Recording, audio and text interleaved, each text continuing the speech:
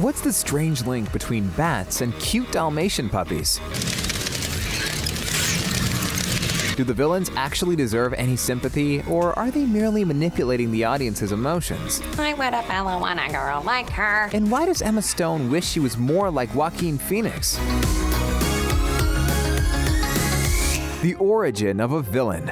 When you think of bad peeps, you'll struggle to find two more wicked individuals than Joker and Cruella. For the Clown Prince, it's all about sending Gotham City over the edge and antagonizing the big guy dressed as a bat and fighting crime. In Miss Estella DeVille's case, it's about her scary obsession and hatred for Dalmatian puppies. Honestly, it seems like both of them have something against animals here. One hates bats, the other hates puppies. Though, imagine if Batman was all about a puppy. Now that would be the cutest story ever. But we digress. Before they became so dastardly and sinister to the greater society, they were very different people. They weren't famous, or should we say, infamous for their crimes. No, they were ordinary, plain Joes and Janes holding on to their own hopes, dreams, and desires, just like anyone else. Arthur Fleck wanted to be a world-famous comedian, while Cruella craved the limelight of the fashion world. It's this angle that humanizes them and shows that something pivotal, something huge was the reason for pushing them over to the dark side of the human race. If you've ever read Alan Moore and Brian Bolland's The Killing Joke, you'll find a reference to how just one bad day can drive the average person to madness.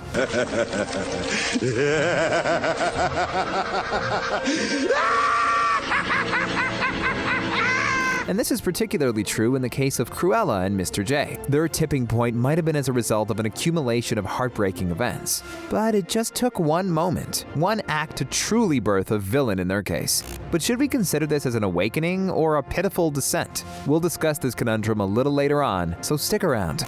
The secret dark influence. Bonnie Tyler sang about the importance of holding out for a hero, but both villains chose the wrong sort of people to look up to in their respective story. Arthur sought the approval of the arrogant and very Hollywood-esque Murray Franklin, while Cruella looked up to the ruthless and horrible human being known as Baroness von Hellman. Both of these mentors are problematic in how they treat people around them, flaunt the wrong kind of values, and often punch down on those less fortunate than them. Again, they're the kind of people you want to avoid, not befriend. Instead of recognizing the obvious shortfalls and bad character traits, Arthur and Cruella did all they could to be recognized and beloved by these individuals. Eventually, they experience a light bulb moment when they realize there's simply no way around it, and they'll always be in the proverbial shadows. And that's where they snap, becoming even more wicked than those they looked up to. Sure, you could argue that it's a classic case of the student becoming the master here, but were they ever students in the first place, or just observant victims? The alarm bell should be ringing, because they're cautionary tales of who you should look up to in the first place, and how meeting your heroes isn't always everything it's cracked up to be. Also, it's a harsh reminder that if you treat people like trash, it will always come back to bite you twice as hard. In other words, be kind to each other, okay? A kaleidoscopic emotional journey. Comparing the two movies, they follow pretty much the same theme in the beginning: hardship, as both characters are impoverished and suffer setbacks in their formative years. Heck, just look at some of the muted colors and grim music in the background, like it's prepping to degenerate into a Shakespearean tragedy. Yet neither of them sticks to this formula, choosing to embark down varied and wild paths at different points in the story. Speaking about Cruella to Vogue, director Craig Gillespie said, "Tony McNamara wrote the most amazing screenplay. It constantly flips between drama and comedy, gravity and absurdity." You could swear that Craig was also speaking about Joker here, right? Weirdly enough, it's a fitting tone for both villains' origins. The characters constantly teeter between sanity and insanity, being redeemable and irredeemable. You want to laugh, cry, scream, and possibly even shake them at times. But you cannot deny that it's a journey filled with numerous highs and lows that leave you conflicted for the most part. You can't help but wonder how different things might have been had they met the right people on their journey, or just someone who would put an arm around them when they needed it most. Ultimately, though, there is a metamorphosis that takes place, a transformation at the end of the road. Both Cruella and Joker break free of their solemn shells and turn into more confident and loud figures. But the question is, do they still deserve our sympathy for all the hardships they suffered or not? Sympathy for the devil.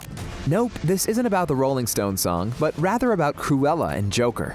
One thing that both films do really well is to tug at the heartstrings. You feel sorry for the characters, seeing them in an entirely new light and understanding their motivations. Suddenly, there's an explanation for why they became the way they did. The inexplicable evil is given a reason for existing, and the world is held accountable for playing a part in the creation. But does it make it right? Well, no, because you're being tricked into feeling this way. Every villain is the hero of their own story, and this couldn't resonate any stronger here. If we met Cruella and Joker and saw them as terrible people straight away, why would we even care? After all, one is a dog napper and heinous criminal, while the other is also a murderer and psychopath. But both movies do an excellent job of manipulating our feelings to garner sympathy and goodwill for the villains. Is that difficult? They're humanized here as fully fleshed and vulnerable characters, rather than being seen as big bad evils who serve no other purpose than to do harm. But when all is said and done here, their actions shouldn't really be excused because they had bad childhoods or someone who did something wrong to them. Sure, life happens and there are setbacks, but you still have a choice of how you react to it, right? And both their choices were exactly the same, meeting at the same junction. And that is, they still end up evil in the end. Look, this isn't a spoiler. Cruella and Joker are origin stories, so you kinda know exactly where the characters are going to end up when the credits roll. Or you really haven't paid attention to pop culture at all. Seems that no one's listening. The filmmakers don't toy with the possibility that there could still be some good in them, choosing to embrace the fact that they've met their fate and destiny, and there's no turning back. Also, both films go full throttle here. We see the villains in their iconic get-ups and behaving exactly how you'd expect them to. Though, the filmmakers were able to apply some creative liberty in how they got to this point. The Joker's origin, for example, has never been crystal clear or definitive. In fact, even the character has said that he considers it multiple choice, building himself up as an unreliable narrator. For Cruella, we'd never had a backstory for her before this movie, so this was the first time to really dive deep into the character. But the one certainty always was, they wouldn't exactly have a change of heart. Seriously, can you imagine how the internet would rage if these films had actually turned the villains into good people? Emma Stone wishes she was like Joaquin Phoenix. Recently, director Craig Gillespie acknowledged that he can see why people are saying Cruella looks extremely similar to Joker. He even said that the deep, emotionally layered things that Cruella deals with is what sends her down the villainous path, kinda like the same issues Arthur dealt with too. But he does believe there are some differences between the movies. In Emma Stone's case, she agrees with Craig, telling Total Film, "It's very different from Joker in many ways. I would never even remotely compare myself to Joaquin Phoenix. I wish I was more like him." Do I have a large frog in my hair? He's certainly a unique individual, that's for sure. It's no surprise that she gushes about Joaquin though, since the two had previously worked together in The Irrational Man. In a previous interview promoting the film, Emma explained that she loved working with Joaquin because he was so cool, obviously so brilliant, and so alive. And here's a fun fact for everyone. Both actors actually went on to win their first Oscars in the years after sharing the screen together. So it's quite amusing to see them achieving another similarity in the new characters they portray. They can't seem to stop copying each other, can they? While Joaquin's Joker has now become iconic and legendary in cinema, it remains to be seen if Emma's Cruella will achieve the same success or lasting impact. Judging by her pedigree though, we wouldn't put it past her. She might be more like Joaquin than she gives herself credit for. While we've had some fun discussing the similarity between these two iconic villains, what about focusing on some friends now?